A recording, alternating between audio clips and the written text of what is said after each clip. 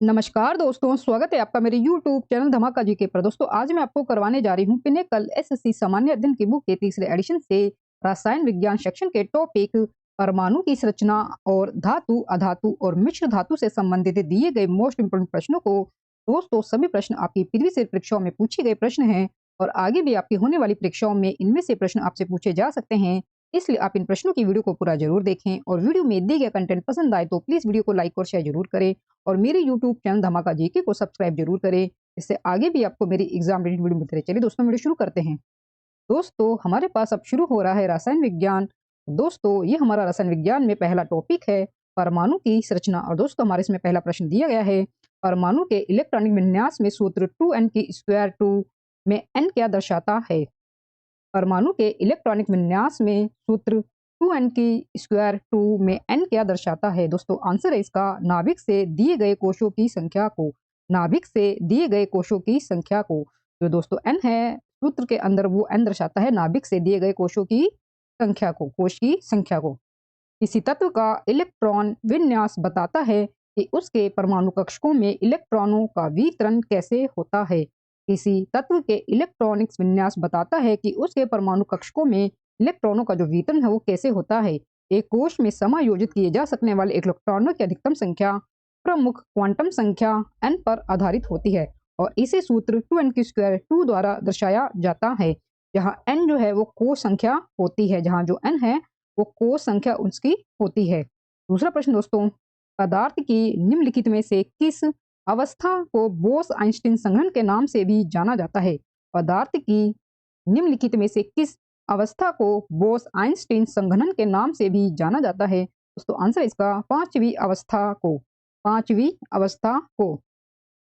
पदार्थ के 5 चरण हैं। पदार्थ की 4 प्राकृतिक अवस्थाएं होती हैं, ठोस, तरल, गैस और प्लाज्मा। पदार्थ के 5 चरण हैं। पदार्थ की 4 प्राकृतिक अवस्थाएं होती हैं, ठोस, तरल, गैस और प्लाज्मा।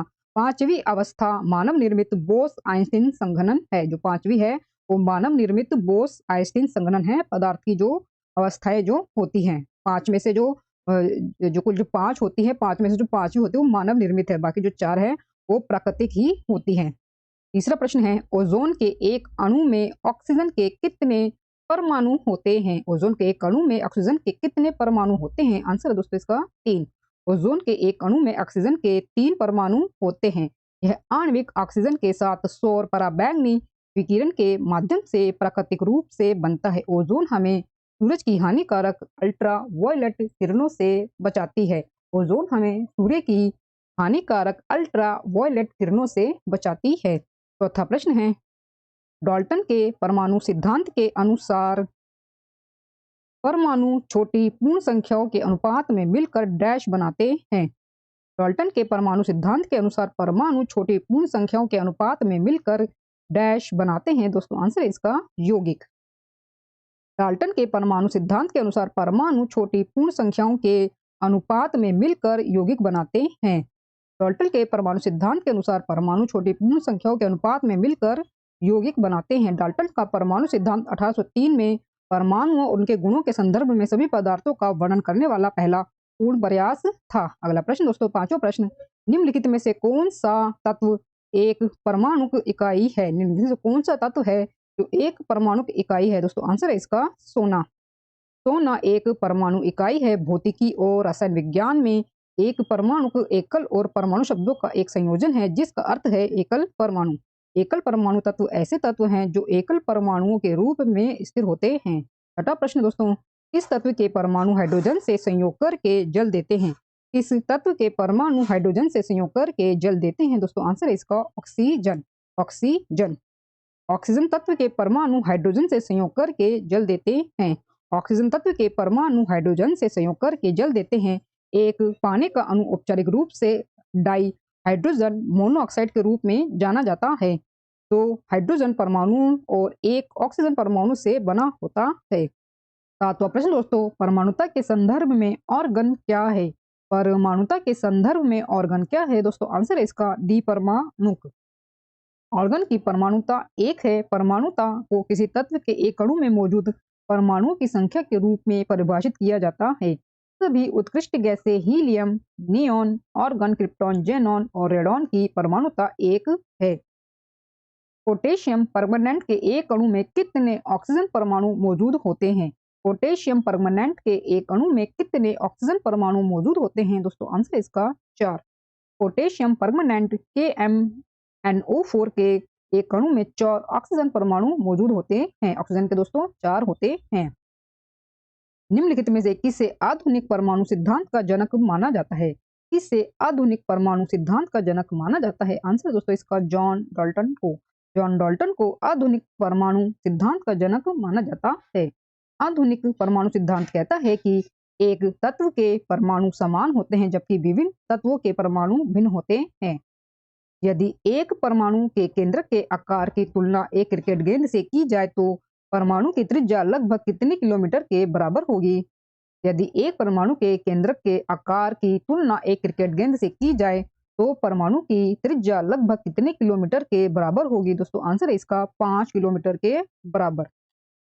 परमाणु की त्रिज्या 10 की पावर माइनस में 10 मीटर और नाभिक की त्रिज्या 10 की पावर माइनस में 15 मीटर है। यदि क्रिकेट की गेंद एक नाभिक का प्रतिनिधित्व करती है तो परमाणु की त्रिज्या लगभग 5 किलोमीटर होगी।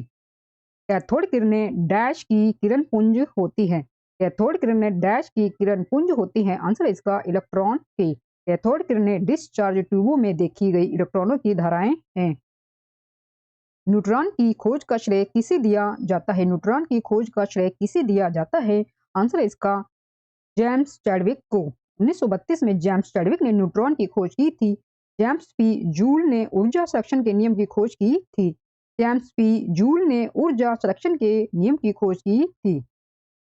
13वां प्रश्न दोस्तों, पहला इलेक्ट्रॉन सेल नाभिक के सबसे नजदीक होता है, वह कभी भी n इलेक्ट्रॉनों से अधिक नहीं होता है जहां n बराबर होता है। दोस्तों आंसर इसका 2। प्रत्येक कक्षा में केवल एक निश्चित संख्या में इलेक्ट्रॉन हो सकते हैं। पहली कक्षा से इलेक्ट्रॉनों को धारण कर सकती है। पहली कक्षा 2 इलेक्ट्रॉनों को धारण कर सकती है। दूसरी कक्षा 8 यानी कि 2 + 6 इलेक्ट्रॉनों को धारण कर सकती हैं। तीसरी कक्षा में 18 यानी कि 2 + 6 + 10 इलेक्ट्रॉन हो सकते हैं। सामान्य सूत्र यह है कि 9th कक्षा सिद्धांत रूप में 2n² 2 इलेक्ट्रॉनों को धारण कर सकता है। प्रत्येक कक्षा में केवल एक निश्चित संख्या में इलेक्ट्रॉन हो सकते हैं। पहली कक्षा 2 इलेक्ट्रॉनों को धारण कर सकती है। दूसरी कक्षा 8 यानी कि 2 + 6 इलेक्ट्रॉनों को धारण कर सकती है। तीसरी कक्षा में 18 यानी कि 2 + 6 + 10 इलेक्ट्रॉन हो सकते हैं। और सामान्य सूत्र यह है कि 9th कक्षा जो भी हो उस कक्षा सिद्धांत रूप में 2n² 2 इलेक्ट्रॉनों को धारण कर सकती है। अगला प्रश्न दोस्तों, जे थॉमसन को भौतिकी के क्षेत्र में डैश की खोज के लिए नोबेल पुरस्कार मिला। जे थॉमसन को भौतिकी के क्षेत्र में डैश की खोज के लिए नोबेल पुरस्कार मिला। दोस्तों आंसर है इसका इलेक्ट्रॉन। जे थॉमसन को इलेक्ट्रॉन की खोज के लिए भौतिकी का नोबेल पुरस्कार मिला।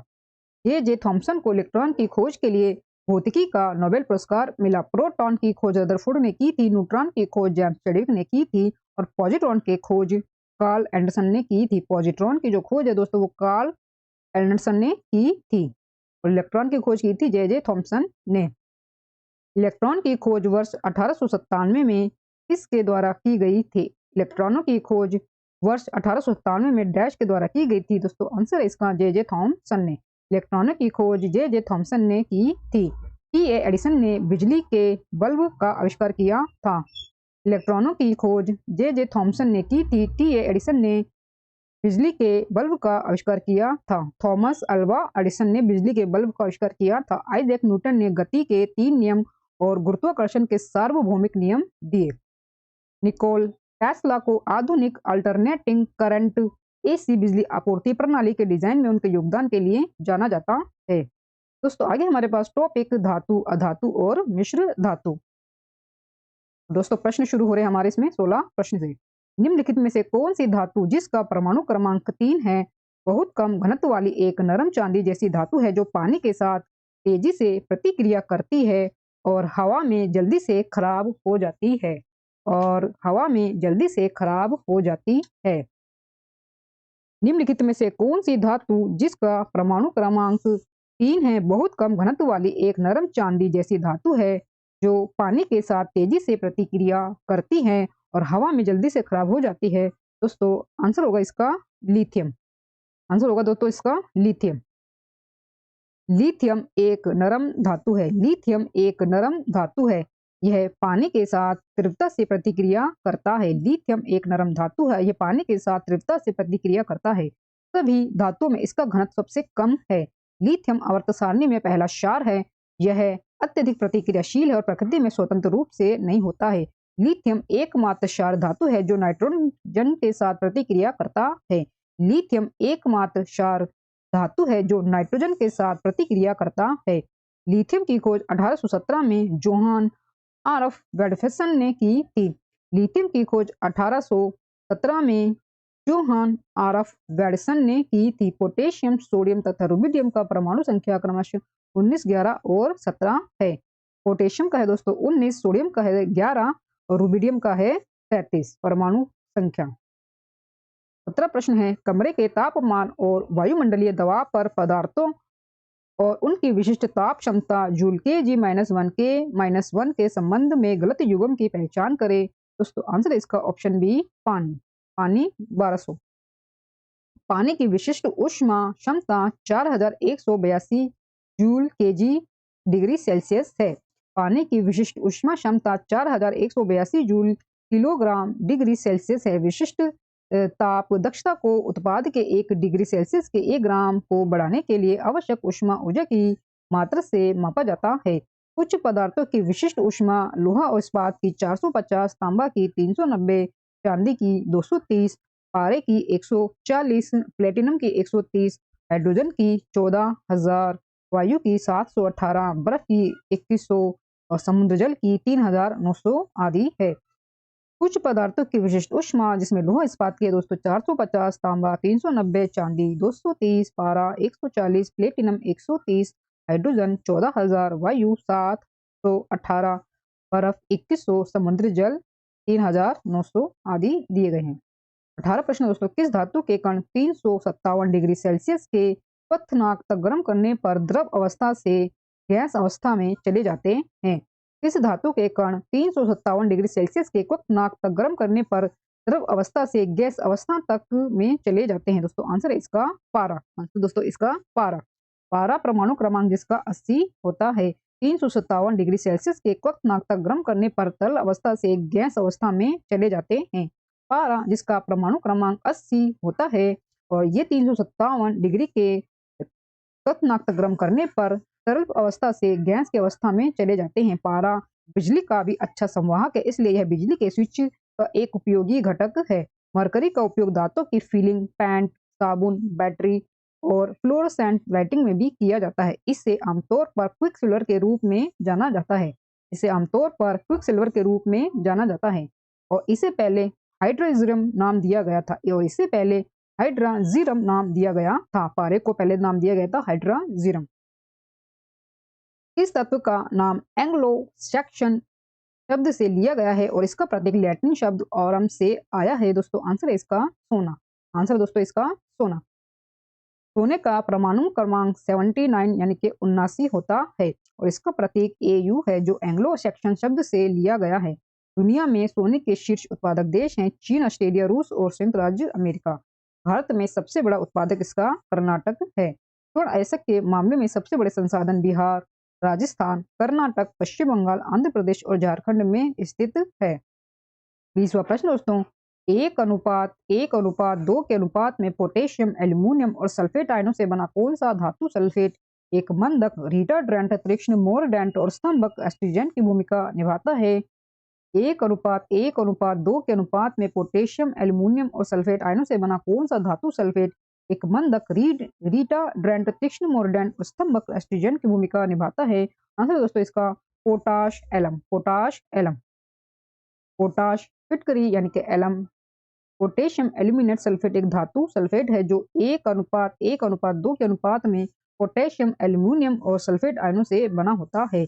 पोटाश फिटकरी का रासायनिक सूत्र K2SO4 Al2SO4 3 यानी कि 24H2O है। इसे आमतौर पर फिटकरी भी कहा जाता है। इसे आमतौर पर फिटकरी भी कहा जाता है पोटाश एलम को। यह एलुनाइट नामक खनिज से निकाला जाता है।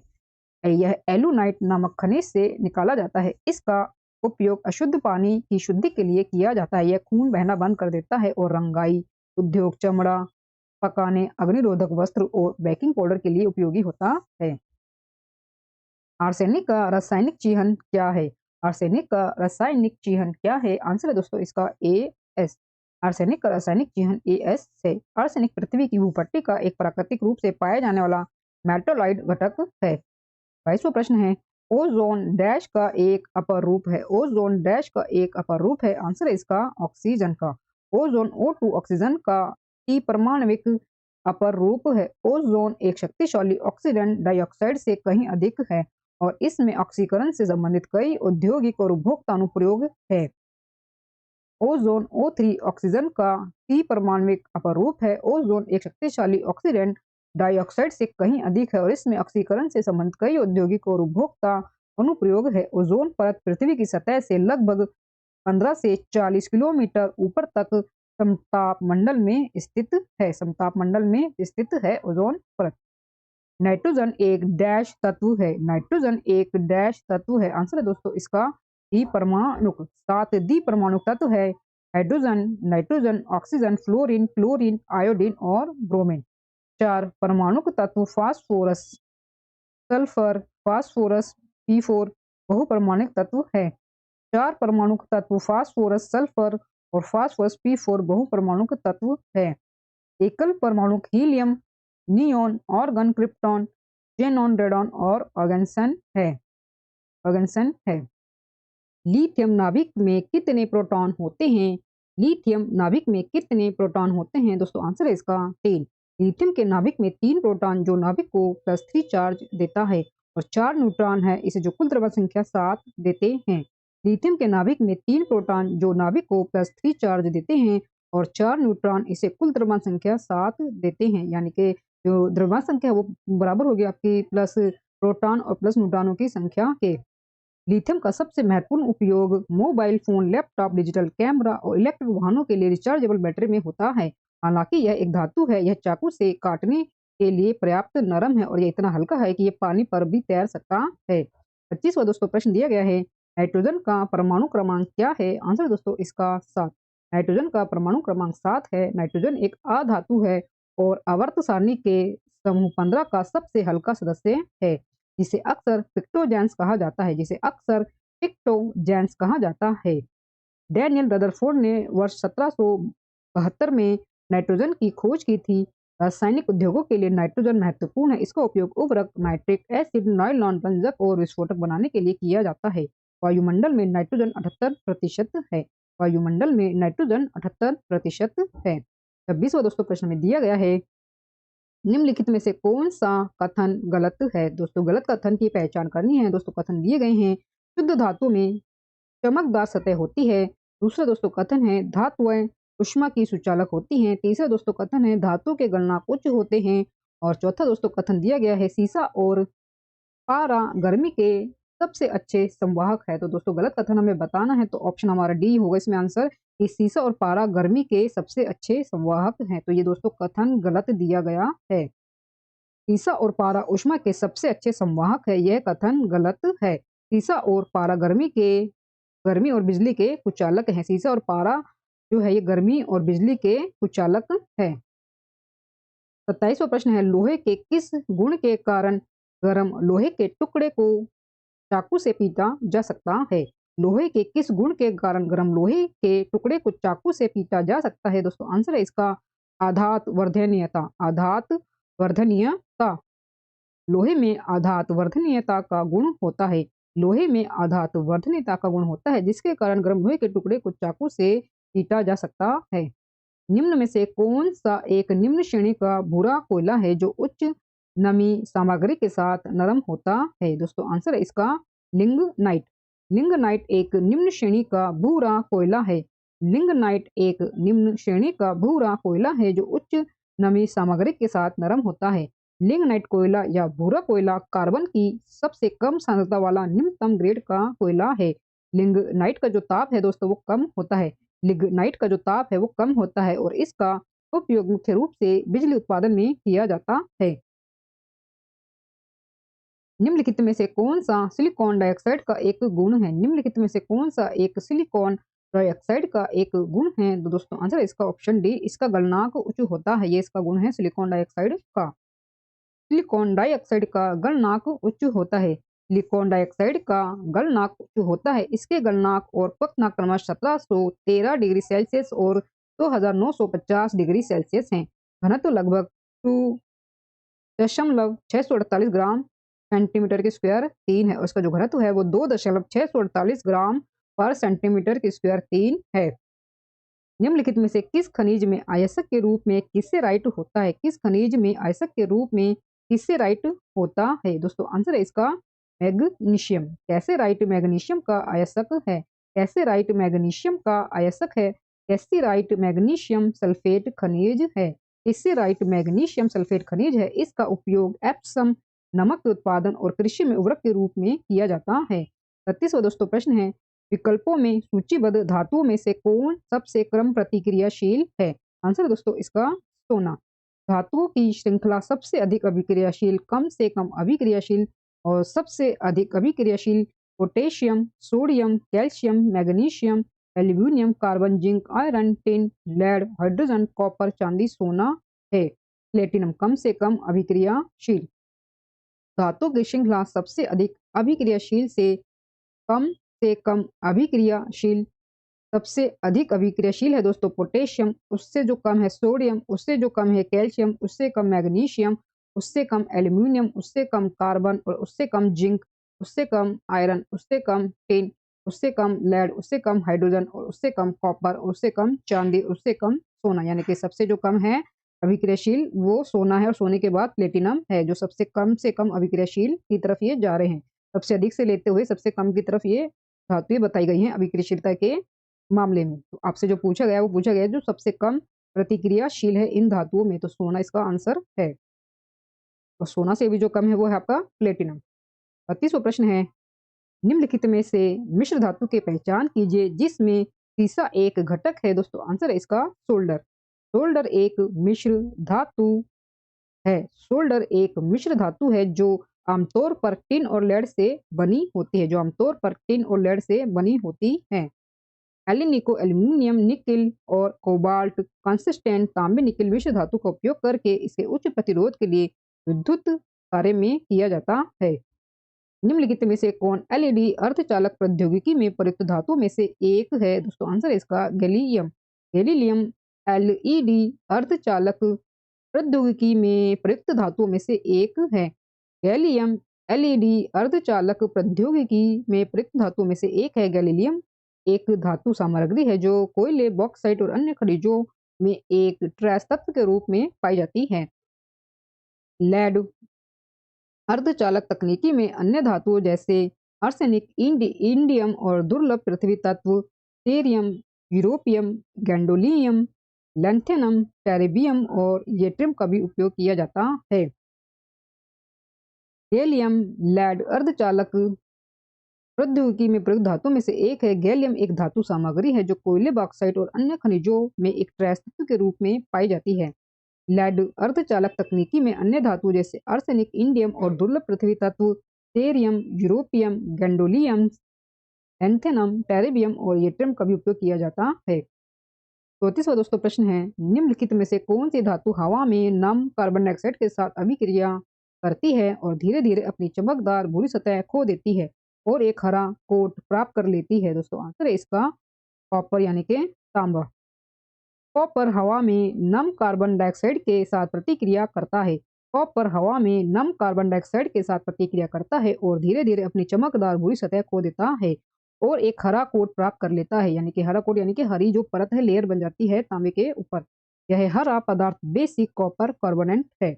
यह हरा पदार्थ बेसिक कॉपर कार्बोनेट है। ब्रोमीन के संबंध में निम्नलिखित में से कौन सा कथन सही है?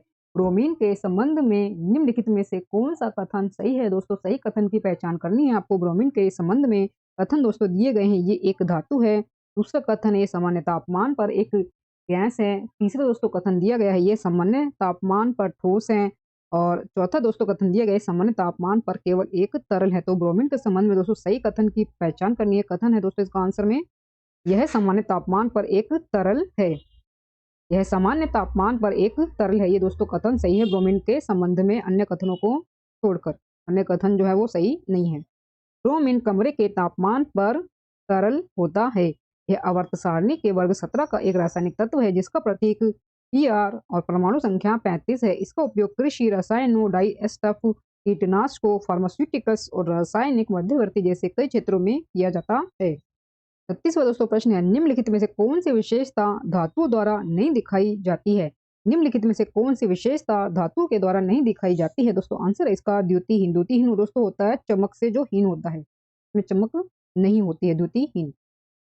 दोस्तों आंसर होगा इसका द्युतिहीन। धातुओं के भौतिक गुण उच्च गलनांक होते हैं, बिजली के अच्छे संवाहक होते हैं, ऊष्मा के अच्छे संवाहक होते हैं, उच्च घनत्व होता है, नम्यता होती है, तन्यता आदि होते हैं द्युतिहीन को छोड़कर।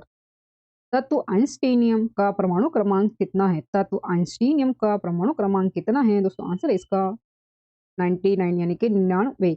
आइंस्टीनियम आवर्त सारणी के एक्टिव श्रृंखला का सिंथेटिक रासायनिक तत्व है जिसका परमाणु क्रमांक 99 होता है। अगला प्रश्न दोस्तों, आर्सेनिक का रासायनिक प्रतीक कौन सा है? आर्सेनिक का रासायनिक प्रतीक कौन सा है? दोस्तों आंसर है इसका AS। आर्सेनिक का रासायनिक प्रतीक AS है। ऑर्गन जो है आर्गन का रासायनिक प्रतीक है। AR जो है वो ऑर्गन का रासायनिक प्रतीक है। और AC एक्टिनियम का रासायनिक प्रतीक है। AC एक्टिनियम का रासायनिक प्रतीक है। तांबे की परमाणु संख्या है। तांबे की परमाणु संख्या है, आंसर है इसका 29। तांबे की परमाणु संख्या 29 होती है। निम्नलिखित में से कौन संभारिकों की जोड़ी का एक उदाहरण है? निम्नलिखित में से कौन संभारिकों की जोड़ी का एक उदाहरण है? दोस्तों आंसर है इसका कैल्शियम और ऑर्गन। कैल्शियम और ऑर्गन। कैल्शियम और ऑर्गन संभारिक है। कैल्शियम और ऑर्गन संभारिक है क्योंकि उनकी द्रव्यमान संख्या समान है, अर्थात 40, लेकिन विभिन्न परमाणु संख्या है, लेकिन जो विभिन्न है इनकी परमाणु संख्याएं हैं। लिथियम का परमाणु भार क्या है? लिथियम का जो परमाणु भार है क्या है? दोस्तों आंसर है इसका 6.941 AMU/G/मोल। लिथियम का परमाणु भार 6.941 AMU/G/मोल है। 42वां प्रश्न है, टिन का प्रतीक क्या है? टिन का प्रतीक क्या है? दोस्तों आंसर है इसका SN। SN टिन का दोस्तों प्रतीक है। सिलिकॉन का SI है और टेंटलम का TA है और TI टाइटेनियम का है। TI जो है वो टाइटेनियम का है। सबसे दुर्लभ तत्व कौन सा है? सबसे दुर्लभ तत्व कौन सा है? आंसर है दोस्तों इसका एस्टेटिन। एस्टेटिन पृथ्वी की ऊपरी तह में सबसे दुर्लभ तत्व है जो केवल विभिन्न भारी तत्वों के क्षय उत्पाद के रूप में होता है। एस्टेटिन पृथ्वी की ऊपरी तह में सबसे दुर्लभ तत्व है जो केवल विभिन्न भारी तत्वों के क्षय उत्पाद के रूप में होता है। एस्टेटिन के सभी समस्थानिक अल्पकालिक होते हैं। 8.1 घंटे के आधे जीवन के का सबसे स्थिर एस्टेटिन 210 है। 44वां प्रश्न है, थर्मामीटर में पारा के विकल्प के रूप में निम्नलिखित में से किसका उपयोग किया जाता है? दोस्तों आंसर है इसका गैलेंस्टीन। गैलेंस्टीन। गैलेंस्टीन का उपयोग थर्मामीटर में पारा प्रतिस्थापन के रूप में इसके गैर विषैले गुणों के कारण किया जाता है। गैलेंस्टीन का उपयोग थर्मामीटर में पारा प्रतिस्थापन के रूप में इसके गैर विषैले गुणों के कारण किया जाता है। दोस्तों वीडियो में दिए गए कंटेंट पसंद आ रहा हो तो प्लीज वीडियो को लाइक और शेयर जरूर करें और मेरे यूट्यूब चैनल धमाका जीके को सब्सक्राइब जरूर करें, जिससे आगे भी आपको मेरी एग्जाम रिलेटेड वीडियो मिलते रहे। दोस्तों हम आगे बढ़ते हैं। प्रश्न दिया गया है 45वां प्रश्न, एकमात्र धातु का नाम है जो जीवाणुरोधी है। एकमात्र धातु का नाम है जो जीवाणुरोधी है। जीवाणुरोधी है दोस्तों आंसर है इसका कॉपर। कॉपर और इसके मिश्र धातु पीतल, कांस्य, क्यूप्रोनिकल, तांबा, निकेल, जस्ता और अन्य प्राकृतिक जीवाणुरोधी सामग्री है। कॉपर और इसके मिश्र धातु पीतल, कांस्य, क्रूप्रोनिकल, तांबा, निकेल, जस्ता और अन्य प्राकृतिक जो है ये जीवाणुरोधी सामग्री हैं। 19वीं शताब्दी में रोगाणुओं की अवधारणा को समझने में बहुत पहले प्राचीन सभ्यताओं ने तांबे के जीवाणुरोधी गुणों का शोषण किया था। अगला प्रश्न दोस्तों 46वां प्रश्न, स्कैंडियम में कितने प्रकार के समस्थानिक होते हैं? स्कैंडियम में कितने प्रकार के समस्थानिक होते हैं? दोस्तों आंसर इसका 13। स्कैंडियम में 13 समस्थानिक होते हैं। स्कैंडियम में 13 समस्थानिक होते हैं जिनकी अर्ध आयु ज्ञात होती है, जिनकी द्रव्यमान संख्या 40 से 52 होती है। जिनकी द्रव्यमान संख्या 40 से 52 होती है। स्वाभाविक रूप से होने वाले स्कैंडियम में इसका एक स्थिर समस्थानिक SC45 होता है। स्कैंडियम 45 होता है। जिरकोनियम एक परमाणु द्रव्यमान क्या है? जिरकोनियम का परमाणु द्रव्यमान क्या है? दोस्तों आंसर है इसका 91.22। जिरकोनियम का एक रासायनिक तत्व है। जिरकोनियम एक रासायनिक तत्व है। इसका प्रतीक Zr और परमाणु संख्या 40 है और परमाणु की संख्या जिरकोनियम की है दोस्तों 40। जिरकोनियम नाम जिरकोनियम के सबसे महत्वपूर्ण स्रोत जिरकोट के नाम से लिया गया है। 48वां प्रश्न है, निम्नलिखित में से कौन एक धनायन है? कौन एक धनायन है? दोस्तों आंसर है इसका अमोनियम।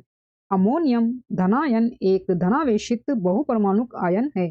अमोनियम धनायन एक धनावेशित बहुपरमाणुक आयन है जिसका रासायनिक सूत्र NH4 है। यह अमोनिया के प्रोटोनेशन द्वारा बनता है। 49वां दोस्तों प्रश्न दिया गया है, प्रोटियम, ड्यूटेरियम और ट्रिटियम स्वाभाविक रूप से पाए जाने वाले किसके समस्थानिक हैं? दोस्तों इसका हाइड्रोजन के। हाइड्रोजन में प्राकृतिक रूप से पाए जाने वाले 3 समस्थानिक होते हैं। हाइड्रोजन में प्राकृतिक रूप से पाए जाने वाले 3 समस्थानिक होते हैं। H1 प्रोटियम, H2 ड्यूटेरियम और H3 ट्रिटियम। हाइड्रोजन का सबसे स्थिर रेडियो आइसोटोप ट्रिटियम है जिसकी अर्ध आयु 12.32 वर्ष है। कॉन्स्टेंटन कॉपर और डैश का एक मिश्र धातु है। कॉन्स्टेंटन कॉपर और डैश का एक मिश्र धातु है। दोस्तों आंसर है इसका निकिल। आंसर दोस्तों इसका निकिल। कॉन्स्टेंटन एक तांबा निकेल मिश्र धातु है। कॉन्स्टेंटन एक तांबा और निकिल मिश्र धातु है जिससे यूरेका, एडवांस और फेरी के नाम से भी जाना जाता है। इसमें आमतौर पर 55% तांबा और 45% निकिल होता है। इसकी मुख्य विशेषता इसकी प्रतिरोधकता की कम तापीय भिन्नता है जो तापमान की एक विस्तृत श्रृंखला पर स्थिर होती है। निम्नलिखित में से कौन एक यौगिक नहीं है? निम्नलिखित में से कौन एक यौगिक नहीं है? दोस्तों आंसर है इसका ऑप्शन सी आयरन। दिए गए विकल्पों में से केवल लोहा एक तत्व है, अन्य यौगिक हैं। अन्य यौगिक हैं लोहे को छोड़कर। निम्नलिखित में से कौन एक अक्रिय गैस नहीं है? निम्नलिखित में से कौन एक अक्रिय गैस नहीं है? दोस्तों आंसर इसका हाइड्रोजन। बाकी तीनों ही हैं, नियॉन, हीलियम और आर्गन। कुल जो है दोस्तों 6 होती हैं अक्रिय गैसें जिन्हें हम नोबेल गैसें या उत्कृष्ट गैसें भी कहते हैं। हाइड्रोजन एक उत्कृष्ट गैस नहीं है, यह हैलोजन और क्षार धातुओं दोनों के रूपों में व्यवहार करती है। हाइड्रोजन एक उत्कृष्ट गैस नहीं है, यह हैलोजन और क्षार धातुओं दोनों के रूप में ही व्यवहार करती है। उत्कृष्ट गैसें दोस्तों helium, neon, argon, krypton, xenon और रेडॉन। ये कुल दोस्तों 6 हैं जिन्हें नोबेल गैसें, उत्कृष्ट गैसें या फिर कहा जाता है इन्हें अक्रिय गैसें या इन्हें कहा जाता है अक्रिय गैसें। ये कुल 6 हैं, helium, neon, argon, krypton, xenon और रेडॉन। 53वां दोस्तों प्रश्न दिया गया है, किस खनिज को मूर्खों का सोना के नाम से भी जाना जाता है? किस खनिज को मूर्खों का सोना के नाम से भी जाना जाता है? दोस्तों आंसर है इसका पायराइट। पायराइट को सल्फाइड खनिजों में सबसे आम माना जाता है। पायराइट को सल्फाइड खनिजों में सबसे आम माना जाता है। पायराइट की धात्विक चमक और पीला या पीला रंग इसे सोने के साथ एक सतही समानता देता है, इसलिए मूर्खों का सोना इसका प्रसिद्ध उपनाम है। शुद्ध रूप में निम्न में से किस धातु का गलनांक सबसे अधिक होता है? शुद्ध रूप में निम्न में से किस धातु का गलनांक सबसे अधिक होता है? दोस्तों आंसर है इसका टंगस्टन का। शुद्ध रूप में सभी धातु में टंगस्टन का गलनांक सबसे अधिक, वाष्प का दबाव सबसे कम और तन्य शक्ति सबसे अधिक होती है। शुद्ध रूप में सभी धातु में टंगस्टन का गलनांक सबसे अधिक, वाष्प का दबाव सबसे कम और तन्य शक्ति सबसे अधिक होती है। 55वां दोस्तों प्रश्न दिया गया है, निम्न में से कौन सी गैस कोयला खदानों में विस्फोट का कारण बनती है? दोस्तों आंसर इसका मीथेन। खदानों में मीथेन विस्फोट तब होता है जब मीथेन गैस कोयले का एक उपोत्पाद एक ऊष्मा स्रोत के संपर्क में आता है और गैस को उसके विस्फोट बिंदु से नीचे के स्तर तक पतला करने के लिए पर्याप्त हवा नहीं होती है। अगला प्रश्न दोस्तों, निम्नलिखित में से कौन सी नोबेल गैस अचेत शून्य करने के लिए उपयोग की जाती है? निम्नलिखित में से कौन सी नोबेल गैस अचेत शून्य करने के लिए उपयोग की जाती है? आंसर दोस्तों इसका जेनॉन। उच्च तीव्रता वाले लैंप से लेकर जेट प्रणोदक तक में जेनॉन का उपयोग कई अलग अलग तरीकों से किया जाता है। उच्च तीव्रता वाले लैंप से लेकर जेट प्रणोदकों तक में जेनॉन का उपयोग कई अलग अलग तरीकों से किया जाता है, लेकिन जेनॉन के संवेदनहारी गुणों की खोज 1939 में की गई थी। Xenon N methyl D aspartate receptor के गैर प्रतिस्पर्धी निषेध के माध्यम से अपने संवेदनहारी गुणों को प्रदर्शित करता है। 57वां दोस्तों प्रश्न दिया गया है, पानी में पाया जाने वाला कौन सा तत्व कैंसर के लिए जिम्मेदार है? दोस्तों आंसर है इसका आर्सेनिक। कई शोधों ने सत्यापित किया है कि आर्सेनिक से दूषित पानी पीने से त्वचा कैंसर और कई आंतरिक कैंसर जैसे फेफड़े, मूत्राशय और गुर्दे का कैंसर, साथ ही हृदय रोग और अन्य रोग होते हैं। कई शोधों ने स्थापित किया है कि आर्सेनिक से जो युक्त पानी होता है उस पानी को पीने से त्वचा कैंसर और कई आंतरिक कैंसर जैसे फेफड़े, मूत्राशय और गुर्दे का कैंसर, साथ ही हृदय रोग और अन्य रोग होते हैं आर्सेनिक युक्त पानी पीने से। 58वां प्रश्न है, सोने का रासायनिक चिह्न क्या है? सोने का रासायनिक चिह्न क्या है? आंसर दोस्तों इसका Au। Au सोने का रासायनिक प्रतीक है। मैग्नीशियम का Mg होता है, Hg मरकरी का और Hg चांदी का। ये चांदी का है दोस्तों और ये सोने का है। ये आपका मैग्नीशियम का है और ये आपका मरकरी यानी कि पारे का है। निम्नलिखित धातुओं की अभिक्रियाशीलता के घटते क्रम में व्यवस्थित करें। निम्नलिखित धातुओं को अभिक्रियाशीलता के घटते क्रम में व्यवस्थित करें। दोस्तों आंसर इसका ऑप्शन डी, सोडियम, फिर लोहा और फिर चांदी और फिर सोना। सबसे कम जो है सोने की होगी और सबसे अधिक जो है वो सोडियम की होगी। वैसे तो हमें तालिका दी गई, हम तालिका देख लेते हैं। निम्न तालिका प्रतिक्रियाशीलता क्रम को दर्शाती है। निम्न जो तालिका है वो प्रतिक्रियाशीलता क्रम को दर्शाती है। तो सबसे अधिक जो प्रतिक्रियाशील होता है वो होता है आपका पोटेशियम, जो कि मोस्ट रिएक्टिव है।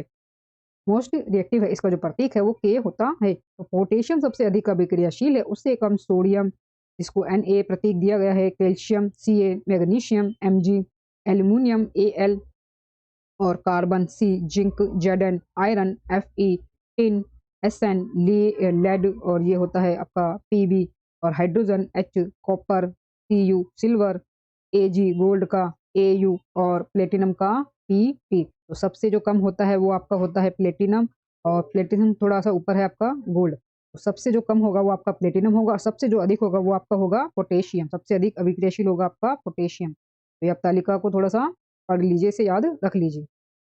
कॉपर सल्फेट का रंग क्या होता है? कॉपर सल्फेट का रंग क्या होता है दोस्तों? आंसर है इसका ऑप्शन बी, नीला। कॉपर सल्फेट के घोल का रंग नीला होता है। हालांकि ठोस सफेद या नीला हो सकता है। हालांकि ठोस सफेद या नीला हो सकता है, पर जो घोल का रंग है वो नीला ही होगा और ठोस जो है वो सफेद या नीला हो सकता है। निम्न में से कौन एक धातु है? निम्न में से कौन एक धातु है दोस्तों? आंसर है इसका लोहा। लोहा एक रासायनिक तत्व है जिसका प्रतीक Fe और परमाणु संख्या 26 है। यह एक धातु है जो आवर्त सारणी के पहले संक्रमण श्रृंखला और समूह 8 से संबंधित है। यह बड़े पैमाने पर पृथ्वी पर सबसे आम तत्व है जो पृथ्वी के बाहरी और आंतरिक कोर का अधिकांश भाग बनाता है।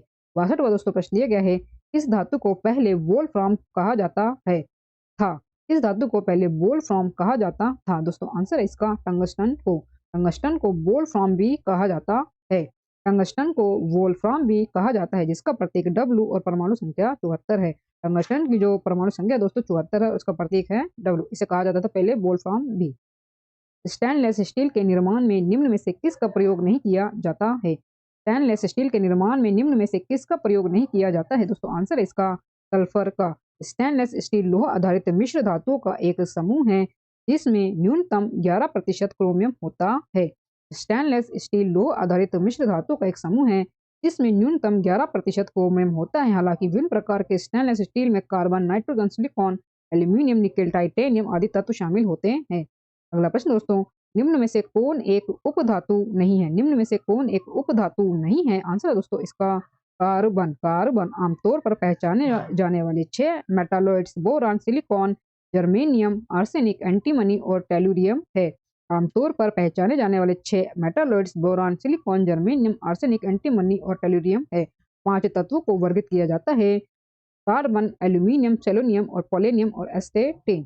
65वां प्रश्न है, टैलोनाइट कोबाल्ट और डैश का एक संयोजन है। टैलोनाइट कोबाल्ट और डैश का एक संयोजन है। दोस्तों आंसर है इसका क्रोमियम का।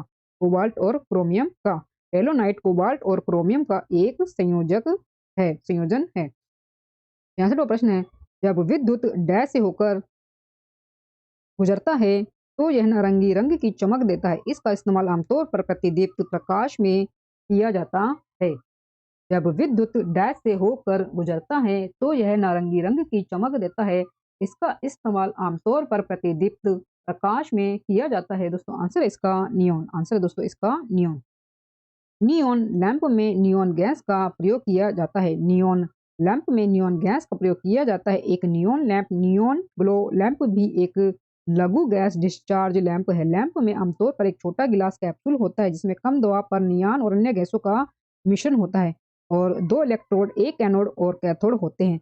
जब पर्याप्त वोल्टेज लगाया जाता है और इलेक्ट्रोड के बीच पर्याप्त धारा की आपूर्ति की जाती है तो लैंप एक नारंगी चमक निर्वहन उत्पन्न करता है। अगला प्रश्न है दोस्तों, निम्न में से कौन सा तत्व एक उपधातु है? निम्न में से कौन सा तत्व एक उपधातु है? दोस्तों आंसर है इसका सिलिकॉन।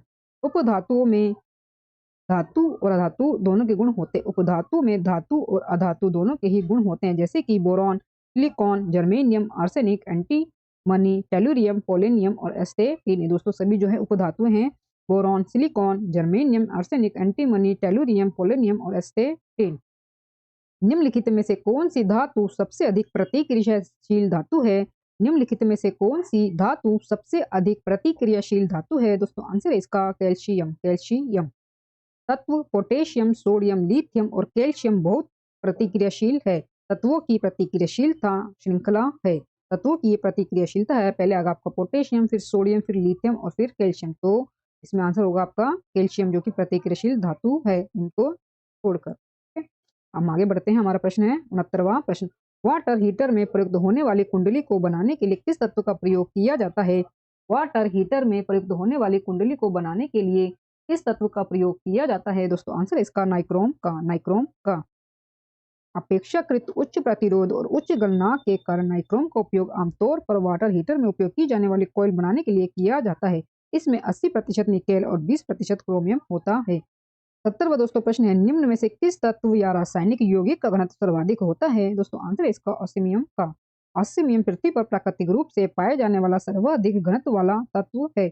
ऑस्मियम पृथ्वी पर प्राकृतिक रूप से पाए जाने वाला सर्वाधिक घनत्व वाला तत्व है जिसका प्रयोगात्मक रूप से मापा गया एक्सरे क्रिस्टलोग्राफी का उपयोग करके घनत्व 22.59 ग्राम पर सेंटीमीटर क्यूब है। अगला प्रश्न दोस्तों, पीतल किसका मिश्रण होता है? पीतल किसका मिश्रण होता है? आंसर है दोस्तों इसका तांबे और जस्ते का।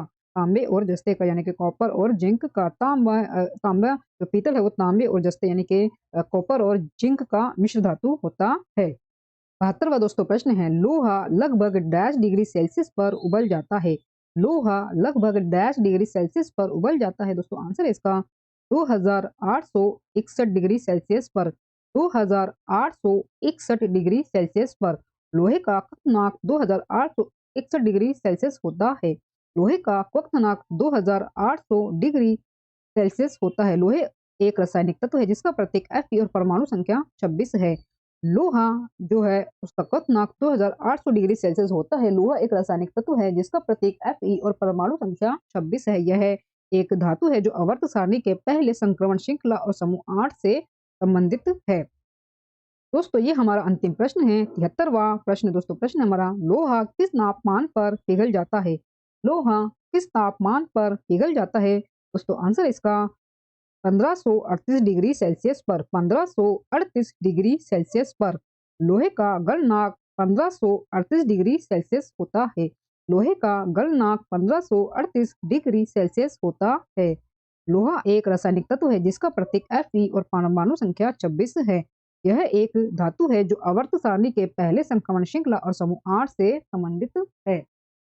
दोस्तों इसी अंतिम प्रश्न के साथ रसायन विज्ञान सेक्शन के टॉपिक परमाणु की संरचना और धातु, अधातु और मिश्र धातु से संबंधित दिए गए मोस्ट इंपोर्टेंट प्रश्न हमारे पूरे कवर होते हैं। दोस्तों वीडियो में दिए गए कंटेंट पसंद आया हो तो प्लीज वीडियो को लाइक और शेयर जरूर करें और मेरे यूट्यूब चैनल धमाका जीके को सब्सक्राइब जरूर करें जिससे आगे भी आपको मेरी एग्जाम रिलेटेड वीडियो मिलती रहे। दोस्तों मिलते हैं नेक्स्ट वीडियो में टॉपिक के साथ, तब तक के लिए धन्यवाद।